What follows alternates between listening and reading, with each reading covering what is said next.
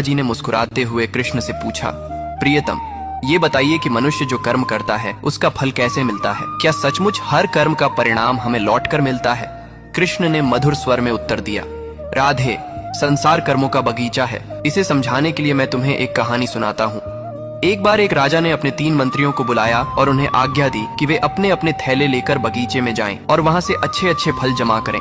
तीनों मंत्री अलग अलग बाग में गए। पहला मंत्री ईमानदार था। उसने पूरी निष्ठा से मेहनत की और राजा के लिए ताजे, मीठे और उत्तम फल चुने। दूसरे मंत्री ने सोचा कि राजा हर फल का परीक्षण तो नहीं करेगा, इसलिए उसने जल्दी जल्दी कच्चे, सड़े और अच्छे बुरे सब फल मिला दिए।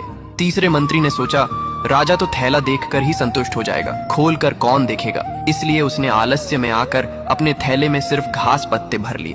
अगले दिन राजा ने तीनों मंत्रियों को बुलाया और बिना थैले खोले ही उन्हें उनके थैलों समेत 15 दिन के लिए जेल में कैद करने का आदेश दे दिया।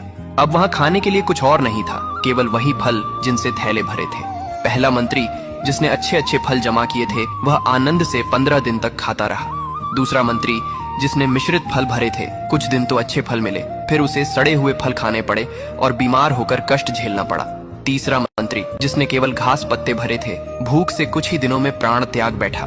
कृष्ण ने राधा की ओर देखकर कहा, राधे, यह संसार भी उसी बगीचे जैसा है। हर मनुष्य अपने कर्मों से अपना थैला भर रहा है। जो सच्चे, पवित्र और शुभ कर्म करेगा वही सुख और शांति पाएगा। जो मिलावट करेगा उसे फल भी उसी के अनुसार मिलेंगे, और जो केवल आलस्य और बुरे कर्म करेगा उसके पास अंत समय पर कुछ भी नहीं बचेगा। इसलिए जीवन में हर पल अच्छे कर्मों का संग्रह करना चाहिए, क्योंकि यही आगे चलकर हमारे जीवन का सहारा बनते हैं।